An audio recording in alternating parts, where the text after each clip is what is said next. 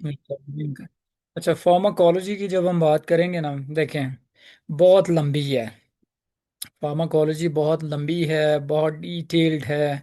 बाज़ औक़ात आपको लगेगा कि यार इट्स टू मच, लेकिन अब चूंकि आप लोग चाहते हैं कि आपको एक एक लफ्ज़ जो है वो मिल जाए, किताबों में भी यही चीज़ें लिखी हैं, यही कहानियाँ लिखी हैं।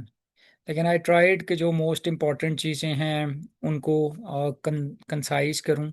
आई was just able to complete some fundamental, और उसके कार्डिक के और रेस्पिरेटरी के, और इसी तरह से फिर हम 4-5 दिन फार्माकोलॉजी पे अभी लगाएंगे, बिकॉज आई हर्ड, और मुझे पता भी है, वैसे तो हम पहले करते रहे हैं साथ साथ, लेकिन यहाँ पे अब हम इसको जो है वो फर्दर मोर डिटेल में जाके करेंगे। जितना आप इसको याद करेंगे उतना आपके लिए फ़ायदा मंद है। ठीक है, याद आपको करना पड़ेगा, जैसे भी आप करें। ठीक है, आप सर ऊपर करें, जो भी करना है आपने, नीचे करें, जो भी है, अगर याद नहीं करेंगे कंटेंट को, रिमेंबर नहीं होंगी चीज़ें, तो फिर आप इम्प्लीमेंट नहीं कर सकेंगे। ठीक है, तो प्लीज़ ये काम आपको करना पड़ेगा। So let us start with pharmacology, और इसको जो है वो बेसिक कॉन्सेप्ट से हम स्टार्ट करते हैं।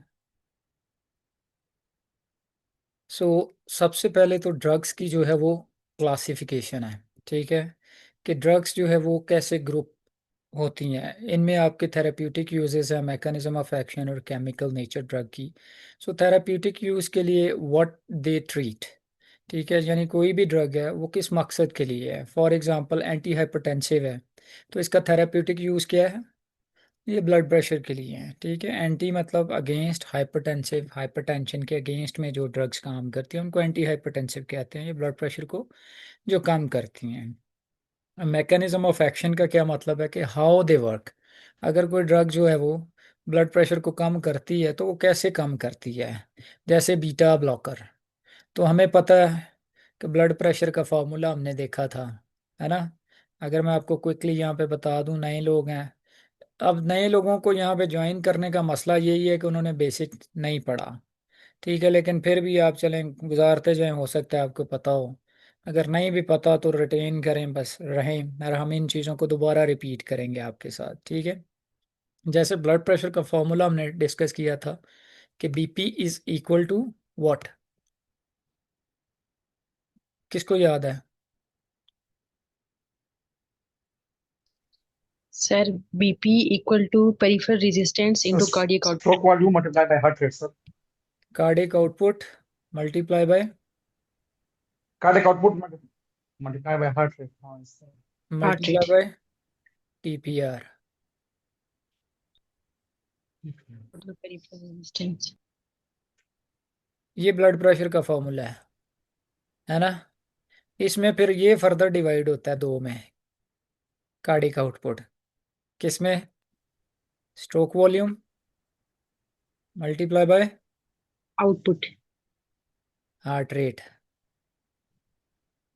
आउटपुट तो उत्ते लिखे है कार्डिक आउटपुट।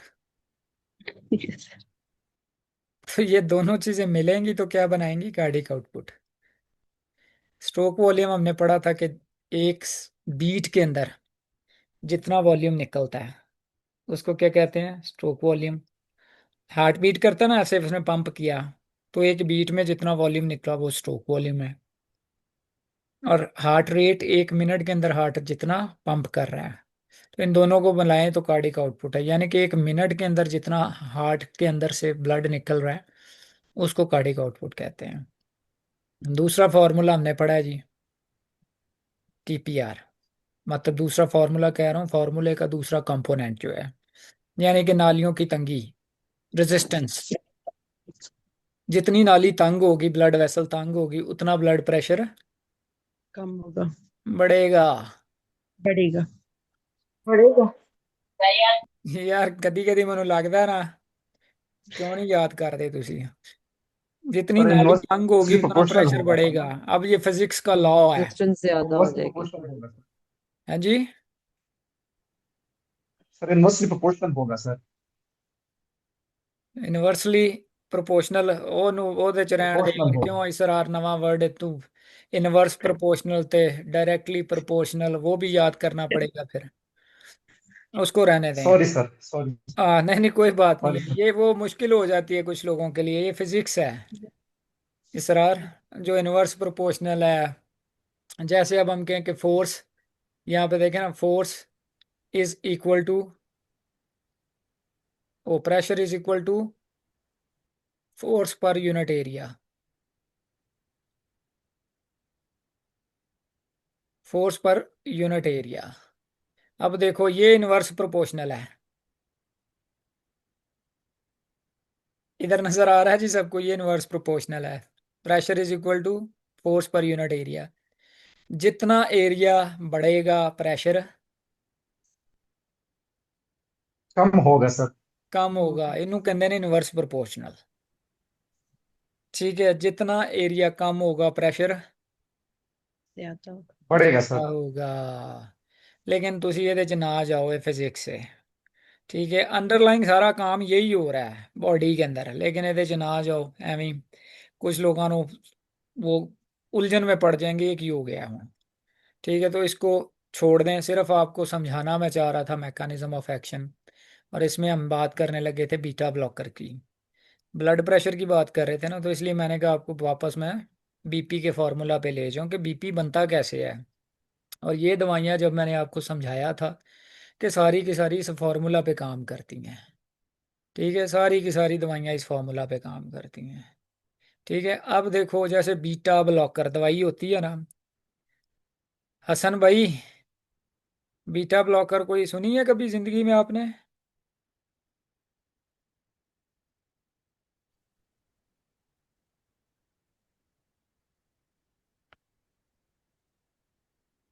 आप म्यूट हैं। हसन भाई को सुनी है जिंदगी में बीटा ब्लॉकर? नहीं सुनी। मोनिका आपने सुनी है कभी बीटा ब्लॉकर? जी सर, ये हार्ट की डिजीजेस को कंट्रोल करने के लिए होती है और मैनेज करने के लिए, और उसको हाई ब्लड प्रेशर और chest pain, angina, abnormal heart के लिए, नहीं रिदम्स नहीं के लिए नहीं, हम यूज ये करते हैं। लंबियां कहानियां नहीं, ये तो बहुत ज्यादा कहानियां सुना दी तुसी। इनका काम है फिर सिर्फ ब्लड बीटा, बीटा ब्लॉकर का काम है सिर्फ हाइपरटेंशन को कंट्रोल करना, अंजाइना अंजुइना, ये वो हार्ट की। और जब आप हार्ट की बीमारियां कहती हो ना, तो पेंडोरा बॉक्स है हार्ट की बीमारियां। हार्ट की बीमारियां तो 700 बीमारियां हैं, हर एक चीज के लिए जो है बीटा ब्लॉकर यूज नहीं होगी। ओके सर, हाई ब्लड ये बस प्रेशर। हार्ट रेट और बीपी को कंट्रोल करेगी ना? यस, ये अब कैसे देखो ब्लड प्रेशर को कंट्रोल करेगी, इसका मैकेनिज्म ऑफ एक्शन क्या है, ये बीटा ब्लॉकर है। हूँ बीटा कितों आ गया है ना जी। अब बीटा, अगर बीटा का पता ही नहीं है तो पता नहीं चलेगा कि की ये बीटा। तो जब हम नर्वस सिस्टम की बात करते हैं, सिंपथेटिक नर्वस सिस्टम, तो उसमें डिवीजन हमने पढ़ी है पीछे, जब हम कार्डिक सिस्टम पढ़ा था हमने, जो हमारा करंट बैच है, जो प्रीवियस बैच है, उन सारों को पता होगा, हमने ये सारा पढ़ा हुआ है कि इसकी डिवीजन होती है। इसमें सिंपथेटिक है और पैरासिम्पथेटिक है, सही है। यस। है ना, तो सिंपथेटिक जो है, सिंपथेटिक की आगे फर्दर रिसेप्टर्स हैं जिन पे आके ये नर्व्स काम करती हैं। उन रिसेप्टर्स की डिवीजन में एक बीटा रिसेप्टर्स हैं और अल्फा अल्फा। रिसेप्टर्स हैं। बीटा की डिवीजन में आगे बीटा वन है, बीटा टू है। बीटा टू, तो ये अल्फा वन है। बीटा ब्लॉकर्स जो हैं इन रिसेप्टर्स को ब्लॉक करते हैं। इनकी इनकी एक्टिविटी से क्या होता है, हार्ट रेट बढ़ता है। जब ये क्या करते हैं, ये रिसेप्टर एक्टिवेट होते हैं तो हार्ट रेट बढ़ता बढ़ता। है। तो ये बीटा ब्लॉकर्स क्या कर जाते हैं, इनको जब ब्लॉक करते हैं तो हार्ट रेट नीचे जाता है। हार्ट रेट क्या होता है, नीचे जाते नीचे जाता नीचे। जब हार्ट रेट नीचे जाता है तो ब्लड प्रेशर नीचे जाते हैं। नीचे जाएगा, हार्ट रेट नीचे जाएगा, कार्डिक आउटपुट नीचे जाएगा, कार्डिक आउटपुट नीचे जाएगा तो ब्लड प्रेशर नीचे जाएगा। ये इसलिए इन इन चीज़ों को समझना ज़रूरी है। अगर आप इनको समझना चाहते हैं तो इनको वैसे तो रटा ला लो, ठीक है, बीटा ब्लॉकर ब्लड प्रेशर लेने। लेकिन आप ਤੁਹਾਨੂੰ पता ही नहीं है कि बीटा ब्लॉकर कितने काम कर रही हैं, की हो रहा है। So that's gonna create some confusion. ठीक है, तो ये मैकेनिज्म ऑफ एक्शन है। आप लोगों को समझ आ गई कि मैकेनिज्म ऑफ एक्शन का क्या मतलब है? ले जा ले जा।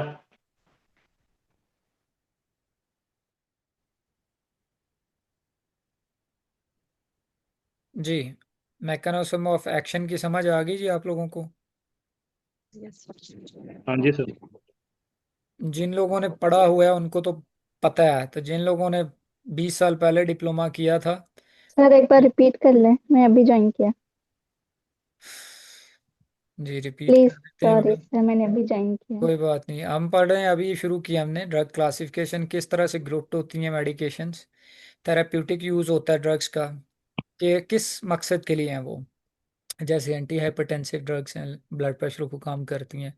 मैकेनिज्म ऑफ एक्शन कि वो क्या काम करती हैं, कैसे काम करती हैं। जैसे हम बीटा ब्लॉकर ड्रग है, तो वो बीटा रिसेप्टर्स को क्या करती है, ब्लॉक करती हैं। ठीक है, तो वो फिर हम ब्लड प्रेशर के फॉर्मूला में चले गए। अब केमिकल नेचर होती है ड्रग्स की, सच एज बेंजोडाइजापीन, ओपियोइड्स एक्सेट्रा। ठीक है, ये केमिकल्स मतलब वो किन केमिकल्स के साथ बने हुए हैं, वो ड्रग कैसे बनी हुई है। ठीक है, तो ये सारी चीज़ें हैं। एनक्लेक्स के लिए इंपॉर्टेंट है कि आप सुफिक्स को याद रखें, जो कि हेल्प करते हैं आपको कि आप इमीडिएटली ड्रग्स को क्लासिफाई करने के लिए काबिल हो जाएं। जैसे सुफिक्स में जब मैंने आपको कार्डिक ड्रग्स पढ़ाई थी, जो पिछले लोग जिन्होंने ज्वाइन किया है, कोई ऐसा है जो समझते हैं हमने कार्डिक ड्रग्स नहीं पढ़ी? पढ़ी है सर। सर आपने पढ़ाई है? पढ़ी है ना? जी सर। तो जब हम पढ़ रहे थे उसमें मैंने आपको जोर दे दे के बार बार बताया था कि प्रिल जो एंड होगा वो एस इनहिबिटर होती हैं। अब जो नए लोग आए हैं उनको एस का नहीं पता होगा। एस कहते हैं एंजियोटेंसिनोजन कन्वर्टिंग एंजाइम, एसिड ये ब्लड प्रेशर को रेगुलेट कर रहा होता है।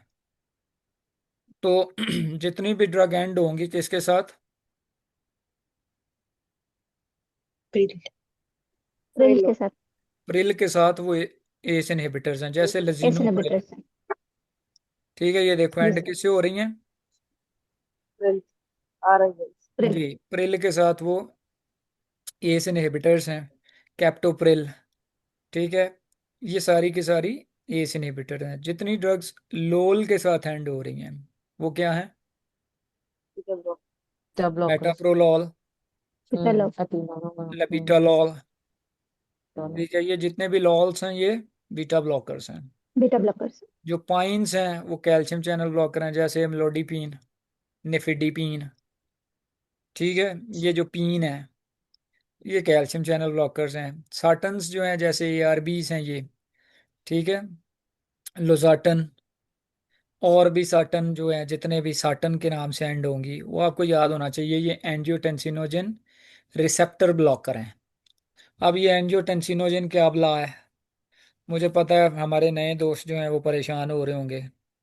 तो आप लोगों के लिए ये एक्चुअली राइट स्टार्ट नहीं है, लेकिन चूंकि हम चाहते हैं कि आप आ जाएं तो आ जाएं। ठीक है, तो बस सुनते जाएं और जितना रिटेन हो जाएगा हो जाए। साटन्स जो हैं या स्टैटिन्स जो हैं, स्टैटिन्स कोलेस्ट्रॉल को लो करती हैं।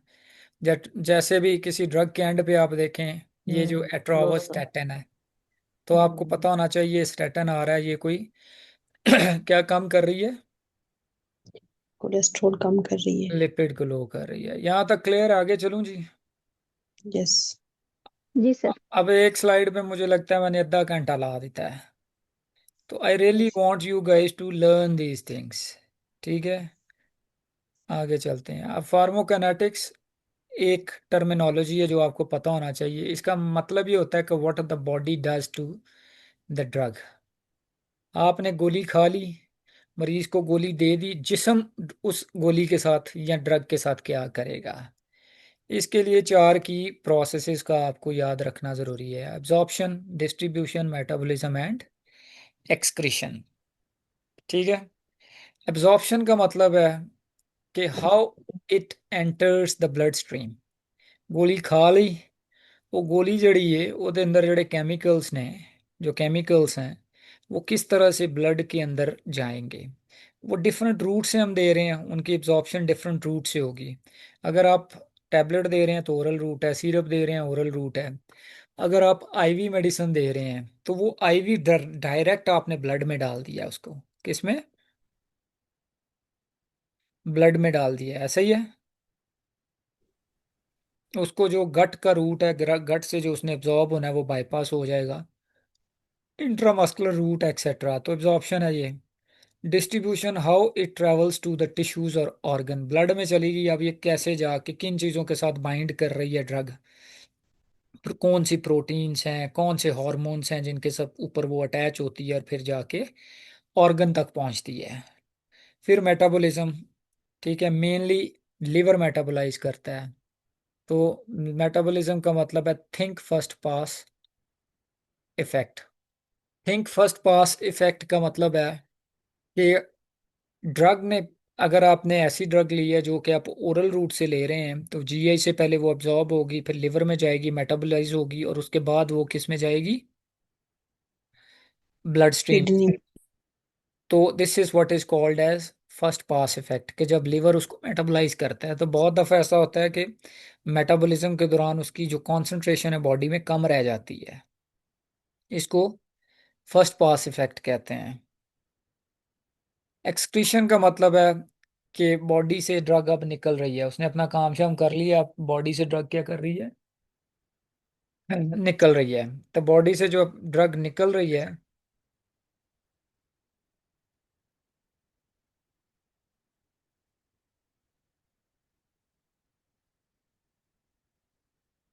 तो बॉडी से जब ड्रग निकल रही है तो उसको क्या कहते हैं, एक्सक्रीशन कहते हैं। ठीक है, जब बॉडी से ड्रग निकल रही है दैट इज एक्सक्रीशन। ओके, समझ आ गई इन चार चीज़ों की। Yes sir. yes, अब आ गया जी नर्सिंग फोकस हमारा। असेस करेंगे हम ड्रग्स के साथ। इम्पॉर्टेंट है कि लिवर का फंक्शन देखें, किडनी का फंक्शन, एएसटी, एएलटी, बन, क्रेटिनिन। तो कुछ ड्रग्स जो हैं वो देने से पहले ये आपको चेक करना है, जैसे मेटफॉर्मिन। अगर किसी मरीज को मेटफॉर्मिन देते हैं तो just give me 1 second please.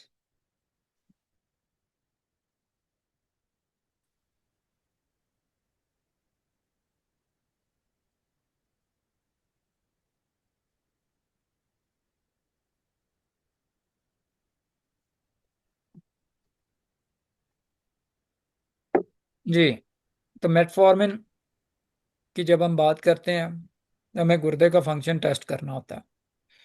क्यों? क्योंकि वो नेफ्रोटॉक्सिक है। ठीक है, वो गुर्दे पे असर डालती है, तो इसलिए क्रेटिनिन चेक करेंगे, बन चेक करेंगे।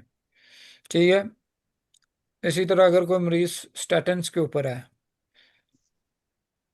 तो उसके लिए क्या चेक करना जरूरी होता है, एएलटी। LFT sir.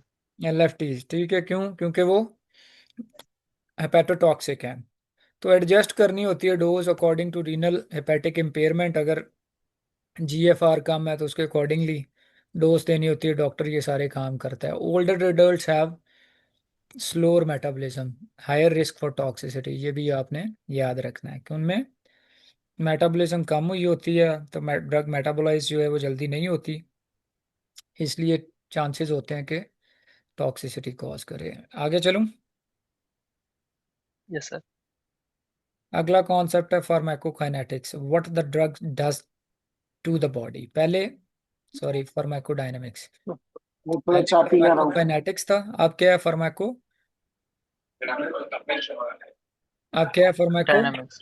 डायनामिक्स। तो डायनामिक्स। फार्माकोकाइनेटिक्स जो है आपका, काइनेटिक्स जो है कि काइनेटिक्स में हमने देखा है कि बॉडी जो है वो ड्रग के साथ क्या कर रही है, डायनामिक्स में ड्रग बॉडी के साथ क्या कर रही है। अंडरस्टैंड? यस। इसमें दो सलाम वालेकुम। कॉन्सेप्ट हैं, एक एंटागोनिस्ट का कॉन्सेप्ट है, एक एगोनिस्ट का कॉन्सेप्ट है। एगोनिस्ट का मतलब है कि एक्टिवेट रिसेप्टर्स, ऐसी ड्रग्स जो कि एनी ग्लास, काम करते हैं। Paper glass. वो भाई साहब, अगर आप नहीं बोल रहे तो आप अपने आप को म्यूट रखें।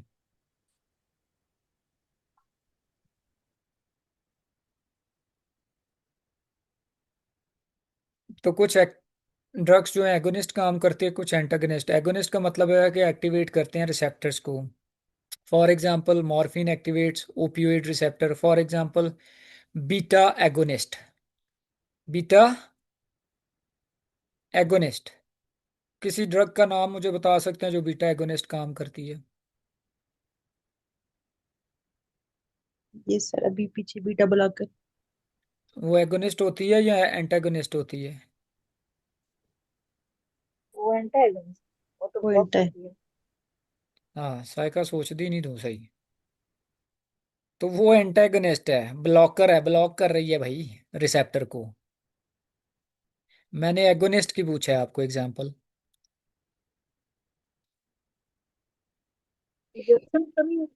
हाँ जी। सर सर जैसे कि पास टू एनाट्रॉप्स हो गए सर। सॉरी। सर जैसे कि पास टू एनाट्रॉप्स हो गए, वो डोपामीन बीटा हो गए या। वो बीटा एगोनिस्ट है। बिल्कुल वो जी सर, बिल्कुल बीटा है। एगोनिस्ट। इसके अलावा और क्या हो और सकते हैं? डोपामीन हो गए सर। डोपामीन हो गया सर। डोपामीन हो गया, नॉरपेनेफ्रिन हो गया सर। जी। और क्या हो सकते हैं अगर हम किसी मरीज को देते हैं albuterol? What is that? Nebulisation देते हैं ना। बीटा एगोनिस्ट है। बीटा एगोनिस्ट है। बीटा जी टू सर। रिसेप्टर्स को क्या करते हैं, एक्टिविटी को बढ़ा के उसको क्या करता है, वो ओपन कर वैसे देता डायलेशन करते हैं। वो ओपन कर देता है एयरवेज को। तो एगोनिस्ट एक्टिविटी क्या करेगी, रिसेप्टर की एक्टिविटी को बढ़ाएगी। एंटागोनिस्ट रिसेप्टर की एक्टिविटी को block, such as naloxone blocks opiates. जो ओपियोइड्स के रिसेप्टर हैं, अब जो ओपियोइड्स हम देते हैं, ये दवाइयाँ देते हैं, याद रखें जितनी भी मेडिसिन देते हैं ये हवा में नहीं काम कर रही होती हैं, किसी ना किसी रिसेप्टर पे जाके अटैच होती हैं और फिर अपना एक्शन प्रोड्यूस करती हैं। ठीक है। आई नो बहुत सारे लोग हैं आप में से जिन्होंने कभी ये रिसेप्टर रिसेप्टर सुने ही नहीं होंगे जिंदगी में। ठीक है, स्पेशली दोज विद डिप्लोमा, उन्होंने नहीं सुने होंगे। लेकिन this is how the things are working, drugs ऐसे काम कर रही हैं। सो एनक्लेक्स के लिए क्या है, नो एंटीडॉट्स ड्रग्स का। फॉर एग्जांपल नैलेक्सोन ओपियोइड्स का एंटीडॉट है, प्रोटामिन सल्फेट हेपरिन का है। हमने ये सारी चीज़ें अपने नोट्स में पढ़ी हुई हैं। ठीक है, you need to remember this. Therapeutic ranges का आपको पता होना चाहिए, टॉक्सिसिटी का पता होना चाहिए। थेराप्यूटिक लेवल का मतलब है the concentration where the drugs works effectively, वो अपना काम पूरा कर रही है, वो ना नुकसान कर रही है। ठीक है। और समटाइम ऐसा होता है अगर आप थेरेप्यूटिक रेंज के अंदर ड्रग नहीं देंगे, जैसे मैंने आपको बहुत दफ़ा बताया है, तो आपका क्या होगा कि ड्रग काम नहीं करेगी। कम देंगे, कम डोज देंगे तो ड्रग काम नहीं करेगी, ज़्यादा देंगे तो क्या होगा, टॉक्सिसिटी टॉक्सिसिटी। होती है। तो इसलिए हमने क्या करना है, उसको एक रेंज के अंदर देना है। उस रेंज को थेराप्यूटिक रेंज कहते हैं जिसमें वो अपना इफेक्ट प्रोड्यूस करें। आगे क्या है, इसको थेराप्यूटिक लेवल कहते हैं। Toxic level causes harmful effects, वो बेहतरी करने की बजाय क्या कर देती है, नुकसान पहुंचाना शुरू कर देती है। जैसे एग्जांपल ले लें, फेनाटाइन के जो थेराप्यूटिक लेवल हैं वो 10 से 20 मिलीग्राम है। डाइजॉक्सन का जो थेराप्यूटिक लेवल है 0.5 से 2 नैनोग्राम पर ml है। लिथियम का 0.6 1.2 milliequivalent per litre. Nursing interventions में always monitor drug level and assess for toxicity signs. जब भी हम मरीज को ड्रग देंगे तो आपने क्या करना है, टॉक्सिसिटी को देखना है। अब आ जाता है अगला कॉन्सेप्ट है हाफ लाइफ का। हाफ से ही आपको समझ आ जाना चाहिए, हाफ एंड लाइफ, कि वो टाइम ड्यूरेशन जिसके अंदर एक ड्रग आपने दी मरीज को, और कितना टाइम चाहिए जिस टाइम के अंदर वो ड्रग जिस्म में आदी रह जाए। इस चीज की समझ आ गई जी?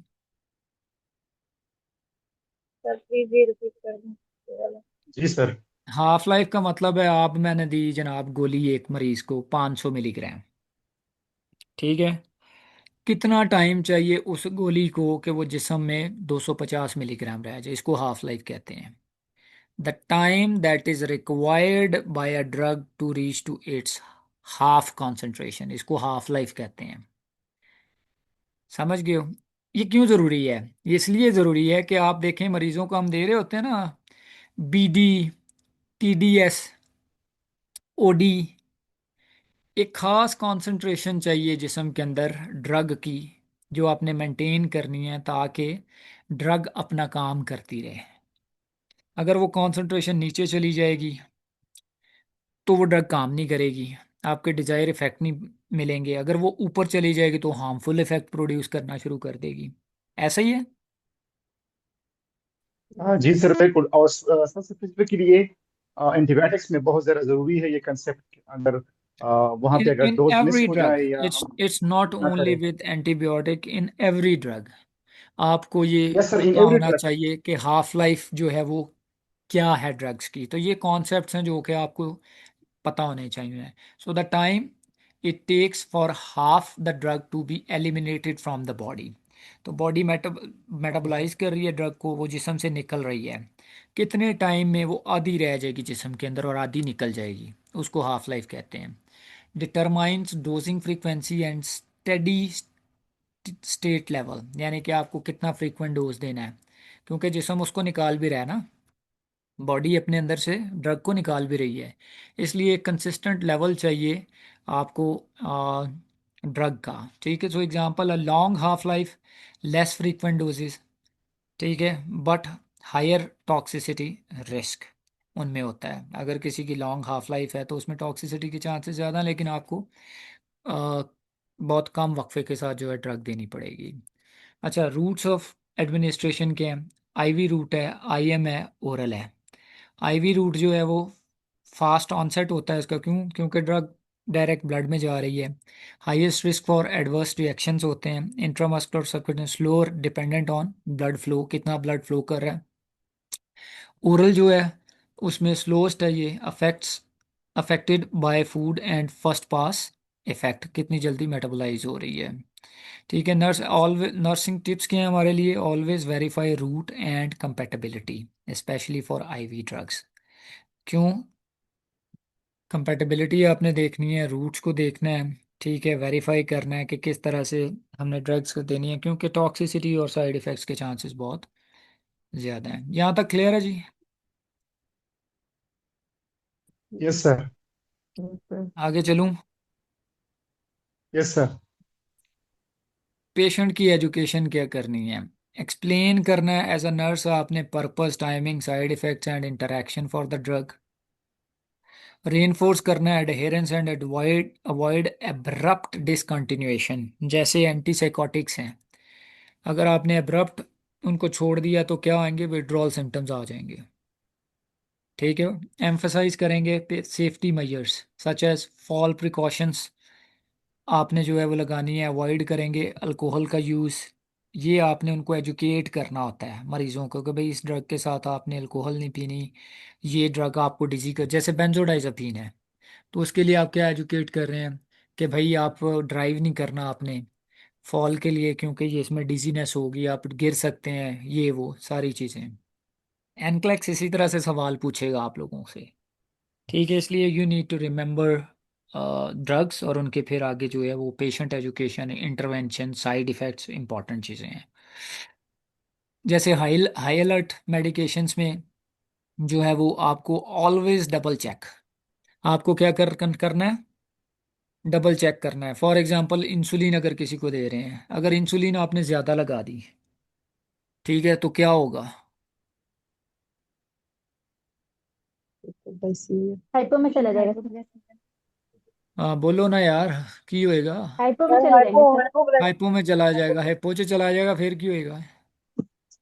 ब्रेन डेथ हो जाएगी। सर ब्रेन टिश्यू डेथ हो सकती ब्रेड है। सेल की डेथ हो जाएगी। हाँ ठीक है साइका, बोलो सही बोल रही हो, जब सही बोल रही हो तो फिर डरो मत। ठीक है, तो हाइपोग्लाइसीमिया हो जाएगा बंदे की, ब्रेन डेथ हो जाएगी, बंदा फारग हो जाएगा। ठीक है, अगर किसी को आपने पीसफुल डेथ देनी है ना, अगर आपने किसी को पीसफुल डेथ देना, उन्हें भर के इंसुलिन ला दो, सुता ही सो जाएगा। ठीक है, अंडरस्टैंड? अब कुछ लोगों को पता ही नहीं होता ये ड्रग क्या है। अब आपको एक वाकया सुना देता हूँ। When we were working in ICU Shifa में, तो हमारे एक कोलीग, उन्होंने सिंध से नर्सिंग की थी, तो वो आगे वो उन्होंने रात की ड्यूटी थी, मरीज को इंसुलिन देनी थी 2 यूनिट, तो उसने 6 यूनिट लगा दी। ठीक है जी, तो 6 यूनिट लगा दी और डॉक्यूमेंट भी किया हुआ उसने, नोट्स में भी कि 6 यूनिट्स। तो हमने उससे पूछा कि ये क्या किया आपने, तो कहता कोई बात नहीं, मैं इसको 2 कर देता हूँ। ठीक है, तो मीन टू से कि उसको पता ही नहीं है ये इंसुलिन क्या बला है। ठीक है, उस बेचारे को आइडिया ही नहीं था कि ये क्या कर सकती है। तो उसके लिए तो ये कैजुअल सी चीज़ थी कि चल कोई नहीं, दो के मरीज को कुछ नहीं हुआ। तो ये प्लीज़ आपने डबल चेक करना है। हेपरिन एंड वॉरफिन क्यों एंटीकोगुलेंट्स हैं, ब्लीड करा देंगे मरीज को। ओपियोइड्स ज़्यादा अमाउंट में दे दी, फॉर एग्जांपल मॉर्फिन है। मॉर्फिन क्या करती है, साइड इफेक्ट इसका रेटरी सर डिस्ट्रेस में जाता है पेशेंट। रेस्पिरेटरी डिप्रेशन करती है। ज़्यादा दे दोगे तो की होएगा, बंदे की रेस्पिरेशन सीज हो जाएगी, मर जाएगा। ठीक है, तो अगेन आपको वाकया क्विकली सुना देता हूँ। एक इंटरव्यू मुझसे सवाल पूछा, नारकोटिक्स की जॉब थी, एंटी नारकोटिक्स सेल के अंदर। तो उन्होंने पूछा ज़िंदगी को किस मनशियात से ख़तरा है।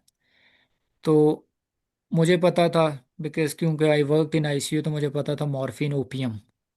मॉर्फिन इज ओपियोइड डेरिवेटिव्स है ना, ओपियम ये जो होती है ना, ओपियम जो होती है, फीम शीम जिन्हों कहते हैं। अगर कोई फीम ज़्यादा ले लेना तो उसका रेस्पिरेटरी डिप्रेशन हो जाएगा, बंदा मर जाएगा। So I answered them like OPM. तो दे वर रियली इम्प्रेस्ड कि ठीक है चाहिए जी।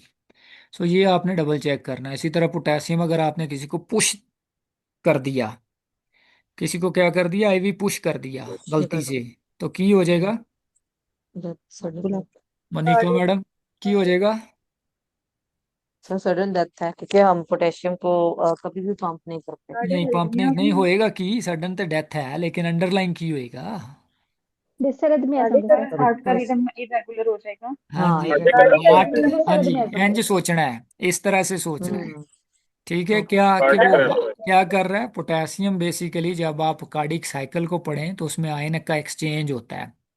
हम्म पोटेशियम बाहर आ रहा है, सोडियम अंदर जा रहा है, सोडियम के पीछे पीछे कैल्शियम उसको फॉलो करता है, मेम्ब्रेन का एक्शन पोटेंशियल जनरेट होता है, दिल बीट करता है। ठीक है, लेकिन अगर आप पोटेशियम ज़्यादा पुश कर दोगे तो ये जो मेम्ब्रेन का एक्शन पोटेंशियल है सारा ही गड़बड़ हो जाएगा, दिल ਨੂੰ समझ नहीं आएगी, वो फड़फड़ाना शुरू कर देगा। जैसे वो फड़फड़ाएगा तो वेंट्रिकुलर रिदमियाज में जाएगा, वीटी या वेंट्रिकुलर फिब्रिलेशन होएगी, मरीज को, बंदा मर जाएगा। अंडरस्टैंड। इसलिए you need to be very careful. अगर किसी का सर पोटेशियम रीनल फेलियर हो गया है। पोलराइजेशन, सर रीपोलराइजेशन फेज जो है वो इंक्रीज हो जाएगा सर, हाँ जी, और कार्डिक अरेस्ट होगा सर। तो अगर किसी का रीनल फेलियर हो गया है तो रीनल फेलियर में क्या होगा कि जी हमें बड़ा केयरफुली पोटेशियम देना पड़ता है। अगर पोटेशियम ज़्यादा दे दिया आपने तो वो किडनी उसको जो है वो मेटाबोलाइज नहीं कर पाएगी, किडनी उसको रेगुलेट नहीं कर पाएगी, पेशेंट हाइपरकलीमिया में जाएगा, अरिथमियाज हो गए, बंदा मर जाएगा। इसी तरह से कीमोथेरेपी एजेंट्स, तो ये बड़ा केयरफुली आपने इन ड्रग्स को याद रखना है और ऑलवेज डबल चेक करना है। आगे चलिए जी। आप लोगों को समझ आ रही है अभी तक। Yes sir. Yes sir. Yes sir. हाँ जी। Yes sir. जी, मैं आपको काकियां की तरह, जो छोटे बच्चे हैं उसकी तरह करके बताने की कोशिश कर रहा हूँ। आप जो क्या टिप्स आपको बेसिक कॉन्सेप्ट्स के लिए याद करनी है, always assess before implementing.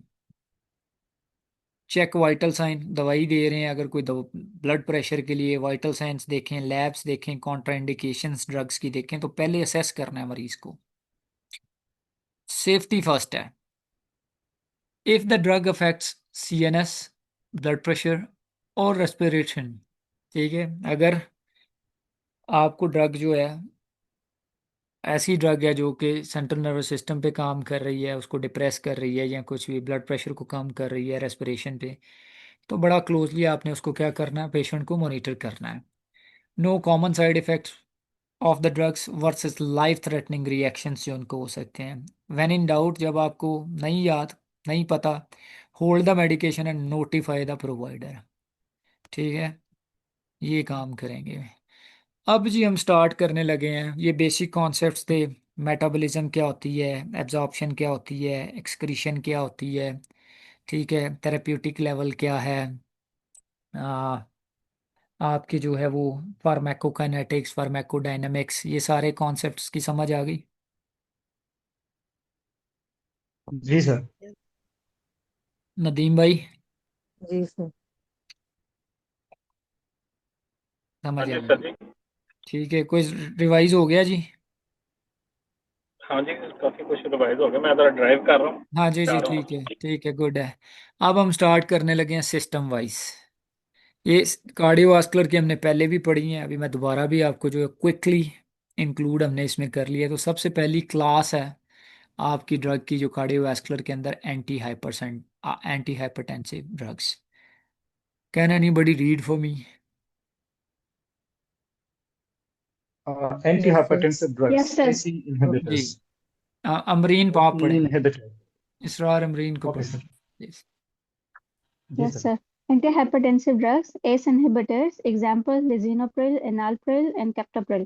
Mechanism blocks conversion of angiotensin 1 to angiotensin 2, vasodilation, then decrease BP and decrease afterload. Side effects हैं dry cough due to bradykinin, hyperkalemia, hypertension, especially first dose, angioedema, life threatening है, renal dysfunction, ये सारे side effects है। Then nursing intervention आती है, monitor BP before and after administration of NSS inhibitor, monitor serum potassium and renal function, burn and creatinine, teach patients to avoid potassium-rich food or salt substitutes, stop medication immediately and seek help if swelling of face, lips or tongue occurs, angioedema, educate to change position slowly, orthostatic hypotension, and click step. S inhibitors are contraindicated in pregnancy and in patient with bilateral renal artery stenosis. अच्छा जी, अब इसमें सारी चीजें क्या करने वाली हैं? क्या करने वाली हैं सारी चीजें? याद करने। थैंक यू सो मच आयका। याद करने वाली हैं, है ना? याद किंज करना है? एक टिप आपको बताई है, रूल बताया है सुफिक्स का। सुफिक्स ਨੂੰ उर्दू ਚ ਇਹ ਕਹਿੰਦੇ ने, उर्दू मुझे उसकी भूल रही है लेकिन मैं वैसे एक्सप्लेन कर देता हूँ कि जो किसी लफ्ज के एंड पे आ रही होती है चीज, उसको सुफिक्स कहते हैं। और जो किसी वर्ड के पहले लगा रहे हैं हम, जैसे ए लगाते हैं ना हम साइंस के अंदर, ह्यूमन एनाटॉमी फिजियोलॉजी के अंदर ए, जैसे एपनिया, ठीक है, ए का मतलब एब्सेंस, वो प्रीफिक्स है। ये सुफिक्स है। सुफिक्स का मतलब है किसी वर्ड के एंड पे जो लग रहा है। अभी हमने पीछे पढ़ा है कि एस इनहिबिटर जितनी भी दवाइयां आपको मिलेंगी, एस का मतलब है एंजियोटेंसिनोजन कन्वर्टिंग एंजाइम। एनाटमी जब आप पढ़ेंगे, हमने पढ़ा हुआ है, आप लोगों को मैंने पढ़ाया हुआ है सारा ये साइकिल। अगर याद नहीं है तो गो बैक, मेरे नोट्स खोलें, उसमें साइकिल को पढ़ें। ठीक है, तो जितनी भी ड्रग्स प्रिल के साथ हैंड हो रही हैं वो क्या है? Yes. S inhibitors. AC ACE inhibitor है, तो inhibitors. प्लीज याद रख हम्म लेना। हम्म अब एनक्लेक्स आपको जो है ये नहीं कहेगा कि ये एस इनहिबिटर है, वो आपको दवाई का नाम देगा। क्या पेशेंट इज टेकिंग कैप्टोप्रिल, है ना? वो कहेगा पेशेंट इज टेकिंग कैप्टोप्रिल। तो जब भी कैप्टोप्रिल आ गई उधर तो आपके जेहन में क्या आएगा फौरन से?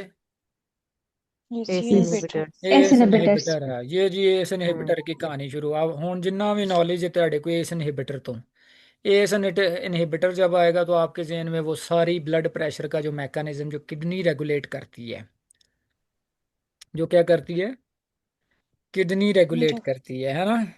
कि जी बंदे का Yes, sir. जो ब्लड RAS. प्रेशर नीचे जाता है, या वॉल्यूम लॉस हो जाता है, तो रेनन सेक्रीट होता है किडनी से। वो रेनन जो है वो क्या करता है, लिवर में जाके एंजाइम जो होता है एंजियोटेंसिनोजन, उसको एंजियोटेंसिनोजन 1 में कन्वर्ट कर देता है। फिर वो एंजियोटेंसिनोजन 1 जो है सर्कुलेशन से होता हुआ जाके लंग में चला जाता है। लंग में जो है वो कन्वर्ट हो जाता है किसमें, एंजियोटेंसिनोजन 2 में। एंजियोटेंसिनोजन 2 2 में का फिर क्या काम होता है कि ये वेजो डायलेशन कराता है, Dilation. डायलेशन कराते ठीक है। और सॉरी, ये वेजो कंस्ट्रिक्शन हैं जो कराता है। कंस्ट्रक्शन कराते हैं सर, एंजियोटेंसिनोजन 2 जो है वो वेजो कंस्ट्रिक्शन कराता है। वेजो कंस्ट्रक्शन कराते कंस्ट्रिक्शन हैं। जब होगी तो ब्लड प्रेशर बढ़ेगा, और साथ साथ ये जो है वो वाटर को क्या करेगा, रीब्सॉर्ब कराएगा, सोडियम को रीब्सॉर्ब सर कराएगा एल्डो किडनी हाँ से। एल्डोस्टेरोन होगा जिससे वाटर रिएब्जॉर्प्शन होगा। एग्जैक्टली ये किडनी से एल्डोस्टेरोन को जो है वो रिलीज कराएगा, जिससे वाटर रिटेंशन होगी और साथ में जो है वो ब्लड प्रेशर बढ़ेगा। इस सोडियम। तरह से बॉडी क्या कर रही है, ब्लड प्रेशर को रेगुलेट कर रही है। लेकिन ये ड्रग क्या करती हैं, अगर किसी का ब्लड प्रेशर बढ़ा हुआ है तो ब्लॉक कर देती हैं कन्वर्जन किसकी, एंजियोटेंसिनोजन 1 की एंजियोटेंसिनोजन 2 को वो कन्वर्ट नहीं होने देती, तो इसलिए बंदे का ब्लड प्रेशर जो है वो ऊपर ही नहीं आता। तो एंजियोटेंसिन वो डायलेशन करता है, ब्लड प्रेशर नीचे चला जाता है, आफ्टर लोड कम करता है। ये सारे कॉन्सेप्ट हमने पढ़े हुए हैं। So I am not gonna go into the details of each and every word again now, ठीक है, बिकॉज फिर तो मैं एक ही स्लाइड पे जो है सारा दिन लगाऊंगा। आप जाएं प्लीज, दोबारा से इनको रिव्यू करें। अब आ जाते हैं इनके साइड इफेक्ट। आप देखें ड्राई कफ हो रही है, क्यों? क्योंकि ये ब्रेडिकाइनिन्स जो है वो रिलीज कराता है, या फिर लंग्स के अंदर एंजियोटेंसिनोजन 2 को जो है ये एंजियोटेंसिनोजन 1 को 2 में कन्वर्ट नहीं होने दे रहा, ठीक है। तो उसकी वजह से क्या होता है, बंदे को कॉफ होना शुरू हो जाती है। ये इसका साइड इफेक्ट है। पोटेशियम को ये रिटेन कराता है, तो हाइपरकलीमिया होता है, ठीक है। क्योंकि ये ब्लड प्रेशर को कम कर रहे हैं, तो चांसेस हैं कि बंदे के ब्लड प्रेशर नीचे चला जाए, हाइपोटेंशन हो जाए। लाइफ थ्रेटनिंग एंजियोएडिमा जो है वो कॉज करता है ये। मेम्ब्रेन जो है वो आपकी जो जुबान के नीचे जो है वो, टंग के नीचे जो सरफेसेस हैं वो क्या हो जाती हैं, सरफेस जो है वो फूल जाती है, एंजियोडीमा होना शुरू हो जाता है, पेपलोडीमा होना शुरू हो जाता है, ठीक है। तो ये लाइफ थ्रेटनिंग है। रीनल डिसफंक्शंस ये करते हैं, ठीक है। रीनल डिसफंक्शंस अगेन जो है कि सप्लाई जो है वो इतनी अच्छी जो है वो नहीं रहती, कॉक्स इनहिबिट करा देते हैं, तो इस वजह से गुर्दे को भी जो है वो क्या हो सकता है, सॉरी, मसला हो सकता है। तो अब इन साइड इफ़ेक्ट्स की बेस पे आपने इंटरवेंशंस को देखना है कि अगर ये ड्रग करा रही है हाइपोटेंशन, तो फिर क्या करना है हमें, इम्पोर्टेंट क्या है, ब्लड प्रेशर को मॉनिटर करना मॉनिटर है। प्रेशर को अगर मॉनिटर ये करना ड्रग जो है वो क्या करा रही है, पोटेशियम को बढ़ा रही है, तो क्या है। करना है सीरम हमने, सीरम सीरम पोटेशियम को पोटेशियम देखना है। अगर ये रीनल बार फंक्शंस को बार डिस्टर्ब करती है, तो फिर रीनल फंक्शंस को भी चेक करना है हमने, है ना। कर पेशेंट को टीच करना है कि अगर पोटेशियम के चांसेस ज़्यादा हैं, तो उसको ये एजुकेट करना है कि भाई आपने पोटेशियम, ऐसी डाइट नहीं लेनी जिसमें पोटेशियम ज़्यादा हो, है ना जी। तो अगर किसी बंदे का जो है वो फेस पे एडिमा होना शुरू हो जाए, ठीक है, एंजियोडीमा आ रहा है लिप के ऊपर, जुबान जो है सूज रही है, जिसको एंजियोडीमा कहते हैं, तो हमें क्या नज़र आ रहा है कि ये इसके साइड इफ़ेक्ट हैं। तो फिर हमें अगर ऐसी मरीज को होना शुरू हो रहा है, आपने रिव्यू किया हो, अच्छा अच्छा तो इसको कौन सी ड्रग्स मिल रही हैं, उसका चार्ट आपने देखा हो, इसको तो एस इनहिबिटर मिल रहा है, इसको तो कैप्टोप्रिल मिल रहा है या लेजिनोप्रिल मिल रहा है, बंदा सूझ गया है, आपको पता चल गया फौरन से, हो अच्छा अच्छा ये तो इसको एंजियोडीमा हो गया है, stop, stop the drug. NCLEX ने एनजी पूछने ने सवाल, ठीक है जी। हसन भाई आप यस हो सर। हमारे साथ?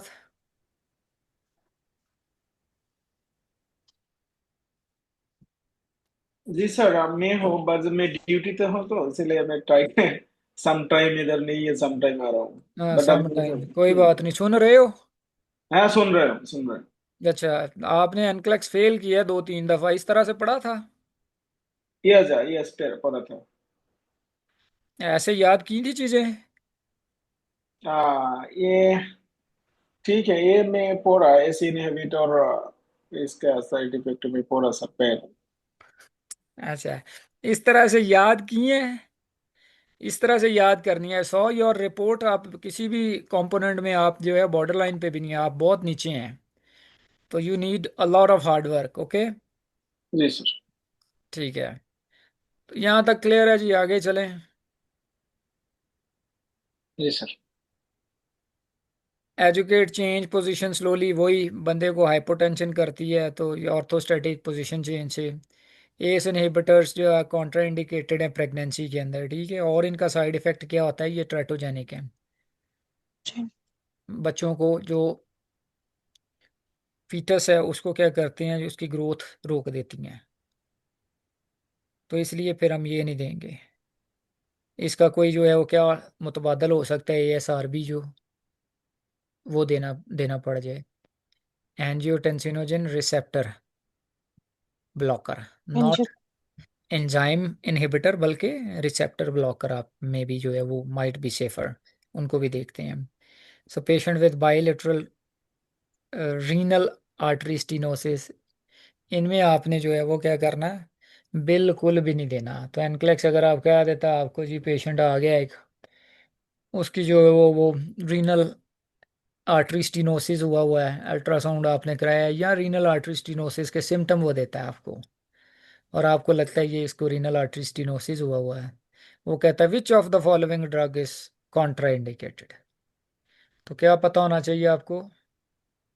ऐसे एस इनहिबिटर आपको पता होना हम्म। चाहिए। अब आप लोग याद कर लेंगे जी? Yes sir. क्यों जी? एवरीबॉडी, नवाज भाई? जी सर, इंशाल्लाह। यस सर, इंशाल्लाह याद कर लें। प्लीज याद कर लेना। मेरा काम इतना ही है कि मैं ਤੁਹਾਨੂੰ इकट्ठा करदा है सारियां चीज़ां और इस तरह से आपको यस बता सर। दूं। अब सवाल आएगा तो उसमें आपका काम है उसको पढ़ के समझना और उस पर ये अटेम्प्ट करना, क्योंकि मैंने आपकी जगह जाके एग्जाम नहीं देना। So I am really yes sir.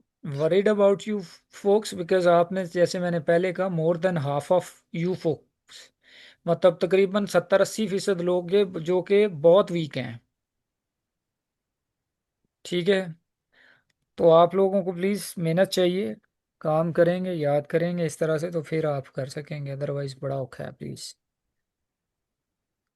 आगे चलूँ जी। अब आगे अगली क्लास जो है कार्डियोवैस्कुलर के अंदर वो है angiotensinogen receptors respect blocker. Angiotensinogen 2 receptors blocker, जिसको ARBs कहते हैं। ठीक है, इनकी एग्जांपल कौन सी ड्रग्स हैं, कैसे आपको पता चलेगा? एनक्लेक्स में अगर वो कहता है लोसाटन, सो साटन हमने पीछे पढ़ा ना कि साटन जो है वो क्या है, लिपिड। ARBs हैं। हम्म। अगर आपको इस तरह से साटन एंड पे कोई ड्रग का नजर है तो आपको पता चल जाना चाहिए ये क्या है। इनका मैकेनिज्म ऑफ एक्शन ये है कि ये एंजियोटेंसिनोजन 2 रिसेप्टर्स को ब्लॉक करते हैं। जब ये इनको ब्लॉक कर देंगे तो मरीज का ब्लड प्रेशर नहीं बढ़ेगा। वो जो पाथवे हमने पढ़ा ना, एंजियोटेंसिनोजन, रेनन एंजियोटेंसिनोजन एल्डोस्टिरॉन सिस्टम और पाथवे, उसको ये ब्लॉक कर देगी बॉडी में जिस तरह से ब्लड प्रेशर बढ़ता है। तो जब ये बढ़ ब्लॉक हो जाएगी, ये ड्रग्स ब्लॉक कर देंगे तो ब्लड प्रेशर नहीं बढ़ेगा। इनके की differences similar to ACE inhibitor होती हैं ये, बट इनमें जो है वो कॉफ नहीं होगी। ठीक है, मरीज के कॉफ के चांसेस जो हैं वो क्या होंगे, कम है। साइड इफ़ेक्ट्स इसके क्या है, ये भी हाइपरकलीमिया करेंगी, ये भी हाइपोटेंशन करेंगी, ये मरीज को डिजी कर सकती हैं। नर्सिंग इंटरवेंशन बिल्कुल जैसे पीछे पड़ी है ना हमने एस इनहिबिटर की तरह, उसी तरह से हैं, एक्सेप्ट कि इसमें कॉफ जो है वो लेस कॉमन है। प्लस तो ठीक है, और ये भी प्रेगनेंसी में जो है इसको भी आपने अवॉइड करना है। You do not need to give in pregnancy. समझ आ कैल्शियम गई? चैनल ब्लॉक देती रहती है। अगली क्लास जो है हमारे पास जो है वो क्या है जी? अयाज ने हमें ज्वाइन किया कि नहीं? Beta block.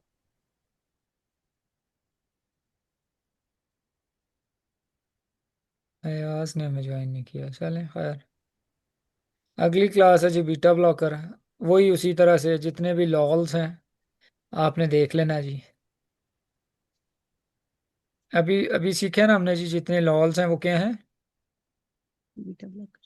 बीटा ब्लॉकर्स हैं। और इनका मैकेनिज्म क्या है कि हार्ट रेट को काम करते हैं, बीटा रिसेप्टर को ब्लॉक करेंगे, हार्ट रेट नीचे चला जाएगा, डिक्रीज कॉन्ट्रैक्टिलिटी होगी, कार्डिक आउटपुट जो है वो, कार्डिक वर्कलोड जो है वो कम होगा, तो इस वजह से ये ब्लड प्रेशर को नीचे ले जाएंगे। साइड इफेक्ट क्या है, जब ब्लड प्रेशर हार्ट रेट को नीचे करते हैं तो हार्ट रेट कम होने की वजह से मरीज ब्रेडिकार्डिया में जा सकता है। हार्ट रेट कम होगा, कार्डिक आउटपुट कम होगी, ब्लड प्रेशर कम होगा, तो चांसेस है कि मरीज को क्या हो, हाइपोटेंशन डेवलप करे, फटीग होगी उसकी, ब्रोंकोस्पेज्म कर सकता है अगर आपने नॉन सेलेक्टिव किया, उसको बीटा ब्लॉकर्स दे दिए नॉन सेलेक्टिव, तो वो मरीज जिनको सीओपीडी है या जिनको एस्थमा है, उनके एल्वियाई जो है वो क्या हो जाएंगे, ब्रोंक्यूल्स जो है कंस्ट्रिक्शन कर जाएंगे, तो मरीज को सांस में क्या हो जाएगा, डिफिकल्टी मसला हो जाएगा। इसलिए इन मरीजों को हम ये नहीं देते, ये कॉन्ट्रा इंडिकेटेड हो जाएंगे। ऐसे मरीज जिनको एस्थमा है या सीओपीडी, तो आप उसमें क्या करेंगे, ये कॉन्ट्रा इंडिकेटेड है। अच्छा जी, उसके आगे आगे देखते हैं जी कि अब इनमें इंटरवेंशंस क्या हैं। हार्ट रेट को देखें, ब्लड प्रेशर को देखें मरीज के बिफोर गिविंग। होल्ड करना है मेडिसिन को अगर हार्ट रेट क्या है, लेस देन 60। 60 है, 60। या फिर सिस्टोलिक ब्लड प्रेशर 100 से नीचे जा रहा है, तो 105। आप मेडिसिन को होल्ड करके डॉक्टर को इन्फॉर्म करेंगे कि ये सिचुएशन है। ऐसा ही है जी। यस। अवॉइड करेंगे अस्थमा के अंदर नॉन सिलेक्टिव्स को। टीच करेंगे डू नॉट स्टॉप एब्रप्टली। क्यों, अगर अब्रप्टली आपने स्टॉप कर दिया तो रिस्क फॉर रीबाउंड हाइपरटेंशन के दोबारा से ब्लड प्रेशर बढ़ जाए। Monitor for sign of heart failure. ठीक है, इनके साथ हार्ट फेलियर के चांसेस हो सकते हैं। मरीज जो है डीमा डेवलप कर सकता है, shortness of breath, weight gain कर सकता है, तो इसको आपने मॉनिटर करना है। एनक्लेक्स टिप क्या है, non selective beta blockers such as propranolols can worsen bronchoconstriction, prioritise patient with respiratory diseases. तो उनमें हम ये बीटा ब्लॉकर्स यूजुअली देते ही नहीं हैं। समझ आ गई जी। आगे चलिए। यस। Yes sir. ड्रग्स याद रहेंगी, लोल्स वाली जो है बीटा ब्लॉकर्स हैं, प्रिल वाली जो है वो क्या है, AC AC angiotensin. S inhibitors हैं।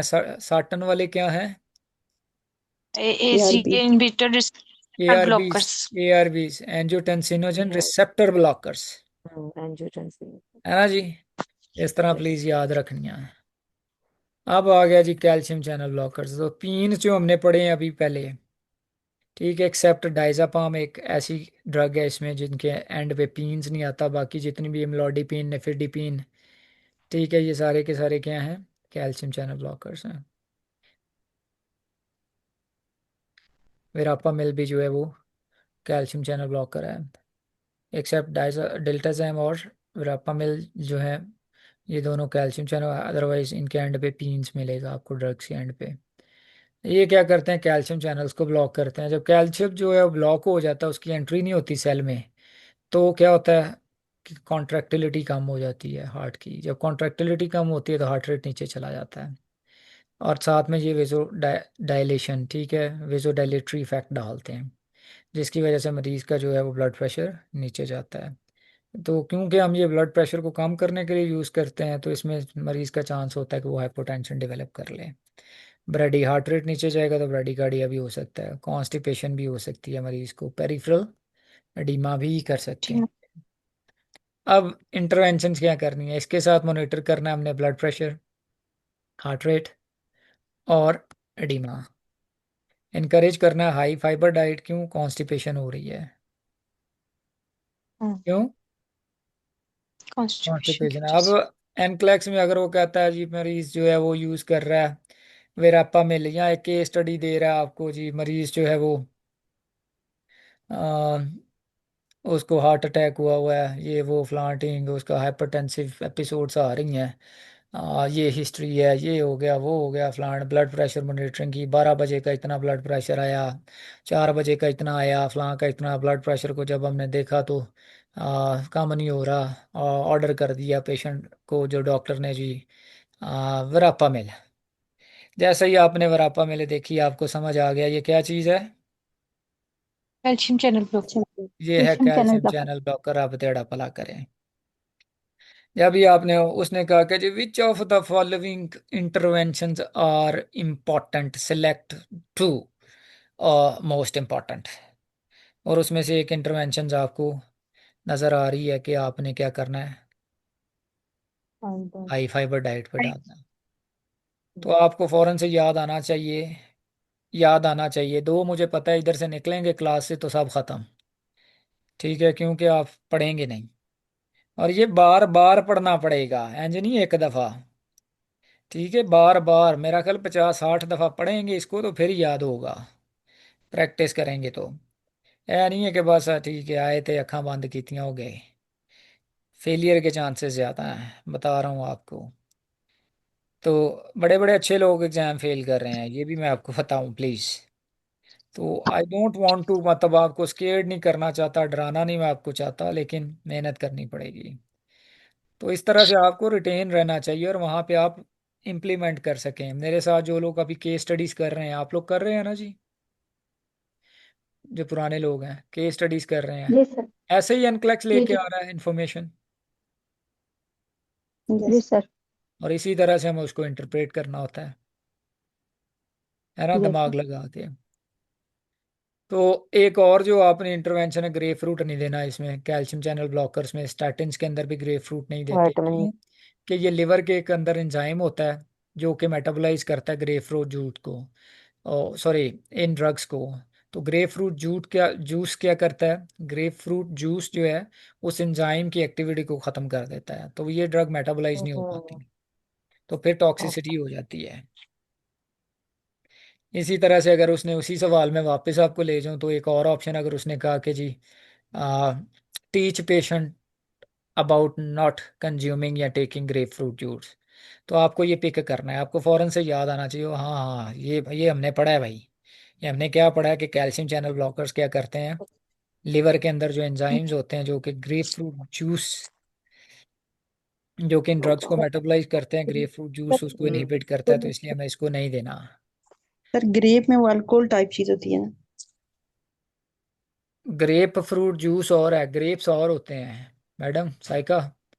अब ਇਹਨੂੰ ਵੇਖੋ ਇੱਥੇ ਹੁੰਦਾ ਹੁਣ इंग्लिश ਦਾ रोल है ना। और आपको ये नहीं, ये नॉलेज डेफिसिट की बात कर रहा हूँ कि आपको ग्रेप फ्रूट्स और ग्रेप्स का फ़र्क पता होना चाहिए।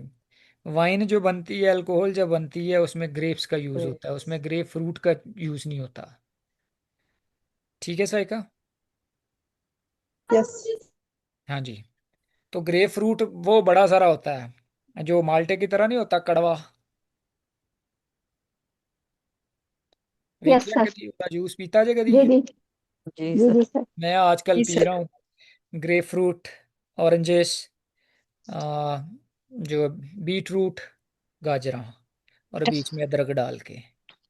ठीक है, तो वो बड़ा अच्छा आपको आपके लिवर को क्लीन करने में हेल्प करते हैं। सो ये याद रखें please, teach patients to rise slowly. क्यों? Orthostatic hypotension. तो एनक्लेक्स के लिए बोथ ब्लड प्रेशर और heart rate are low, hold medication and inform provider. Okay जी, आगे चलिए।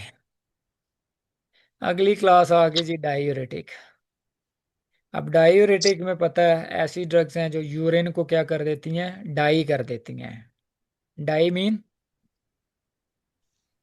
कपड़ा रंगना नहीं, आउट एक करना, डाई वो होता है ना जो बाल डाई करते हैं, वो नहीं। इस डाई का क्या मतलब डाइल्यूट है, डाइल्यूट करना।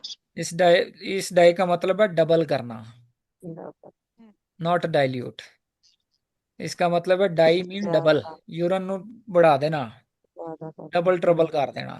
ठीक है, डायूरेटिक्स ऐसी ड्रग्स जो कि यूरिन को डबल करते हैं। ठीक है जी। तो डिफरेंट क्लासिफिकेशन है, जैसे लूप डायूरेटिक हम यूज़ करते हैं हार्ट के मरीजों में, लैसिक्स को यूज़ करते हैं, फरसिमाइड। यस। ए करता क्या है कि इनहिबिट करता है सोडियम और वाटर की रीब्जॉर्प्शन, जिसकी वजह से किडनी से वाटर जो है रीब्जॉर्ब नहीं होता और यूरिन के अंदर वाटर निकलता जाता है, तो यूरिन ज़्यादा आता है, मैसिव डायूरेसिस हो जाती है। साइड इफ़ेक्ट, जब ये यूरिन और वाटर को निकालता है, पोटेशियम भी चला जाता है साथ में। तो हाइपोकैलेमिया इन मरीजों में बहुत होता है, याद रखें। हाइपोटेंशन होगी, पानी निकल जाएगा, सोडियम निकल जाएगा, ब्लड प्रेशर कम हो जाता है, डिहाइड्रेट हो जाएगा, और ऑटोटॉक्सिसिटी हाई डोजेस के साथ मिल सकती है। तो ये याद रखना है आपने। ठीक है, तो अगर ये हो रहा है हाइपोकैलेमिया, तो मरीज का पोटेशियम आपने मॉनिटर करना है, ब्लड प्रेशर देखना है, डेली वेट करना है उसमें। एडमिनिस्टर इन मॉर्निंग, रात को देंगे तो मरीज सो ही नहीं सकेगा, यूरिन के लिए बेचारा उठता रहेगा, ऐसा है ना। तो इसलिए मॉर्निंग में देना है आपने। Encourage potassium rich food. क्यों? हाइपोकैलेमिया है। तो बनाना दे सकते हैं Okay. ऑरेंजेस। लेकिन ऐसी ड्रग जिसमें पोटेशियम ज़्यादा होने के चांसेस हैं, फॉर एग्जांपल कौन सी? ACE इनहिबिटर हमने पीछे एस जो पढ़ी इनहिबिटर उसमें। है ना जी, तो उत्थे फिर ਅਸੀਂ बनाना ऑरेंजेस नहीं देने। ठीक है। Right. अब खाली ये ही नहीं काफ़ी कि आपको कि जी उसमें हाइपरकैलेमिया, तो आपको ये भी पता होना चाहिए कि डाइट कौन सी में पोटेशियम ज़्यादा होता है ना। खजूरा हो गई, ऑरेंजेस हो गए, 150 डेट्स, ये बनाना। वो प्लांटिंग, ये अब ये न्यूट्रिशन का नॉलेज है। जिन लोगों ने सबसे पढ़ा ज्यादा आके दोबारा रटा ये लगाएंगे उस डाइट को जिनमें क्या क्या होता है। जिन्होंने नहीं पढ़ा वो पढ़ेंगे बाद में later on. Slow IV push जो है वो risk of hearing loss if given rapidly. ठीक है, क्यों ऑटोटॉक्सिसिटी कर सकता है। एनक्लेक्स करती है टिप के if patients report muscle cramping और weakness, assess potassium level, could indicate hypokalaemia. समझ आ गई जी। यस। अगली चीज डायूरेटिक में थायजाइड डायूरेटिक है, हाइड्रोक्लोरोथायजाइड, नाम से जाहिर है कि ये थायजाइड है। ये भी हाइपोक्लेमिया कर सकते हैं, हाइपरकैल्सीमिया करते हैं, हाइपरग्लाइसीमिया करते हैं, डिहाइड्रेशन करते हैं। इसलिए हमने इलेक्ट्रोलाइट मॉनिटर करना है, बीपी को मॉनिटर करना है, कम हो सकता है। ठीक है, और ग्लूकोज लेवल को देखना है इन डायबिटिक्स क्योंकि हाइपरग्लाइसीमिया करते हैं। और इनकरेज करना है पेशेंट को पोटेशियम इनटेक। कुछ डायूरेटिक्स होते हैं जिनका नाम है पोटेशियम स्पेयरिंग डायूरेटिक। आगे आ गया ये वाला। तो पोटेशियम स्पेयरिंग डायूरेटिक का मतलब है ये पोटेशियम को स्पेयर कर रहे हैं, पोटेशियम को बॉडी के अंदर जमा रहने जमा देते कर रहे हैं, जैसे स्पाइरेनोलैक्टोन। उन्हें ना तुसी याद करने ने, मेरा काम नहीं। ठीक है ना।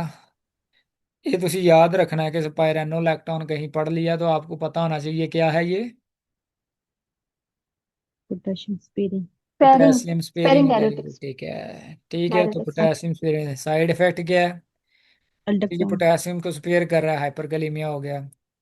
ठीक है, इसके साथ साथ ये गैनाइकोमेशिया कर सकता है, मेल्स के अंदर जो है क्या है, ब्रेस्ट इनलार्जमेंट हो जाएगी। मेंस्ट्रुअल इरेगुलरिटीज कर सकती हैं ये ड्रग्स। तो अब क्या करना है, हमें पोटेशियम सप्लीमेंट्स को अवॉइड करना है और सॉल्ट सब्स्टिट्यूट्स को अवॉइड करना है क्योंकि ये सोडियम और पोटेशियम दोनों को बढ़ा सकेंगी। सीरम पोटेशियम को क्लोजली मॉनिटर करना है।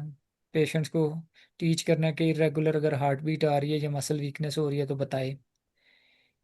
ठीक है, spironolactone plus ACE inhibitor is equal to high risk for hyperkalaemia. तो ये दोनों ड्रग इकट्ठी जो है वो क्या करेंगी, पेशेंट को हाइपोकैलेमिया। पोटेशियम हाइपरकैलेमिया करे। बढ़ाएगी। जो Hyperkalemia. हमने पीछे पढ़ा ना कि एस इनहिबिटर भी क्या कर रही हैं। Hyperkalemia. हाइपरकैलेमिया। रब तेरा भला करे, किन्नी को रह गई ने, थोड़ियां रह गई हैं बस। I am tired and I hope you guys are also tired. Anti anginal drugs जो हैं, अब ये एंजाइना के लिए यूज़ करते हैं, इसमें नाइट्रेट्स हैं। अब नाइट्रेट्स जैसे निट्रोग्लाइसरीन, जीटीएन, ट्राइग्लाइसराइड, मोनोडा mononitrates, dinitrates, trinitrates, ये सारे क्या हैं, नाइट्रेट्स हैं। इनका काम क्या होता है, मैकेनिज्म वेसल्स को डायलेट करते हैं, प्री लोड आफ्टर लोड कम हो जाता है। और जैसे ही वेसल डायलेट हो जाती है तो ऑक्सीजन की डिमांड जो है वो मायोकार्डियम की भी कम हो जाती है। कम हो जाता। तो उसकी वजह से जब ये वेजो डायलेशन करेगा तो में भी ब्रेन को भी ब्लड सप्लाई क्या हो, कम हो सकती है, जिसकी वजह से हेडिक होगा, हाइपोटेंशन होगी, रिफ्लेक्स टैकीकार्डिया करा सकता है ये जब ब्लड प्रेशर नीचे जाएगा। ठीक है, तो बॉडी के कि शायद ब्लड पूरा नहीं मिल रहा मुझे, तो वो हो सकता है वो हार्ट के ऊपर नर्व्स डाले ब्रेन के भाई दिल को तेज तेज बीट करे, तो इसकी वजह से रिफ्लेक्स टैकीकार्डिया के चांसेस होते हैं। अंडरस्टैंड? याद रहेगा जी। यस हाँ जी। Yes, sir. तो चेक करना है ब्लड प्रेशर को, साइड लाई सिट और लाई डाउन करना है बिफोर टेकिंग क्योंकि डिजीनेस हो सकती है। Sublingual tablet every 5 minutes, maximum 3 doses दे सकते हैं आप। Do not mix with PDE inhibitors, ठीक है। ये जैसे वाइग्रा एंड सियालिस, ये वेजोडाइलेटर्स हैं अगेन, ठीक है। ये PDE5 इनहिबिटर्स हैं, ये एक एंजाइम है जिसको इनहिबिट करती हैं ये ड्रग्स। तो उसमें क्या हो जाता है कि एक्सेसिव वेजोडाइलेशन हो जाएगी, जिसकी वजह से फेटल हाइपोटेंशन हो जाएगी। तो इसको अवॉइड करना है। स्टोर टैबलेट्स इन डार्क एयर कंटेनर्स, ये आप अनकलग सारी चीज़ें आपसे पूछ सकते हैं, ये नॉलेज है। If pain not relieved after 3 tablets call EMS immediately, ठीक है, डॉक्टर को बताएं आप। कार्डिक ग्लाइकोसाइड्स हैं आप जी। ग्लाइकोसाइड्स के अंदर GTN हो गया आपका। ये क्या करते हैं कि हार्ट की मायोकार्डियम की कॉन्ट्रैक्शन को बढ़ाते हैं और हार्ट रेट को स्लो करते हैं। दो मैकेनिज्म है कि पॉजिटिव आइनोट्रोपिक और नेगेटिव क्रोनोट्रोपिक, अगर आपको याद हो। या आइनोट्रोपिक क्रोनोट्रोपिक सारे मैकेनिज्म मैंने आपको समझाए हैं। I will teach the new students again when we will do these things systematically. Therapeutic range इसकी याद रखनी है, बहुत नैरो थेरेप्यूटिक है, टॉक्सिसिटी के चांसेस ज़्यादा हैं। ब्रेडिकार्डिया कॉज करेगी क्योंकि हार्ट रेट को कम करती है। एनोरेक्सिया, नोजिया, ब्लड विजन जो है पोटेंशियल की वजह से हो सकता है, और टॉक्सिसिटी के चांसेस हैं। इस तरह के पेशेंट्स के अंदर आपको पल्स को देखना है और 1 मिनट, अगर किसी का ब्रेडिकार्डिया है तो आपने होल्ड कर देनी है ड्रग। मॉनिटर करना है डाइजॉक्सिन लेवल को और पोटेशियम को, क्योंकि पोटेशियम अगर इन पेशेंट्स के अंदर कम हो, ठीक है, या ज़्यादा हो तो बहुत प्रॉब्लम हो सकती है। यूजुअली मोस्ट इम्पॉर्टेंट लो पोटेशियम, ठीक है, तो ये टॉक्सिसिटी कर देगा।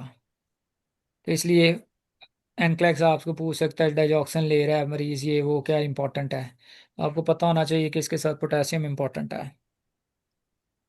ओह, teach patients to report visual changes और इरेगुलर पल्सेस। एंटीडोट क्या है?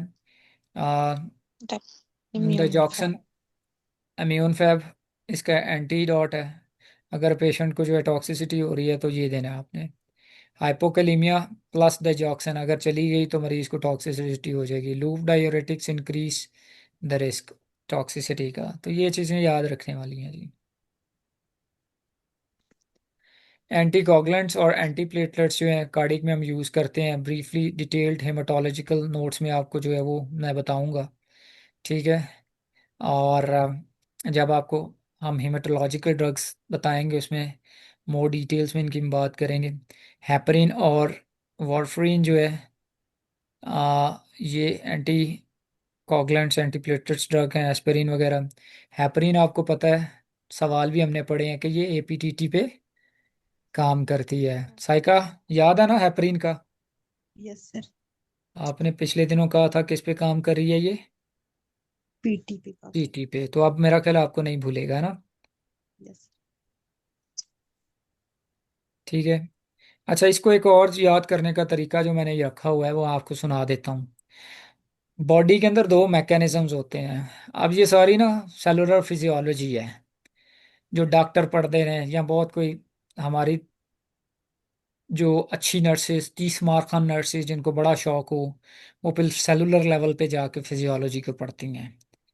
तो बॉडी के अंदर दो मैकेनिज्म, एक इंट्रिंसिक पाथवे है जिसमें ब्लड जमता है, खून को जो जमने का जो तरीका है ना इंट्रिंसिक, और एक एक्सट्रिंसिक पाथवे है। ये ड्रग इन पाथवेज पे काम करती हैं।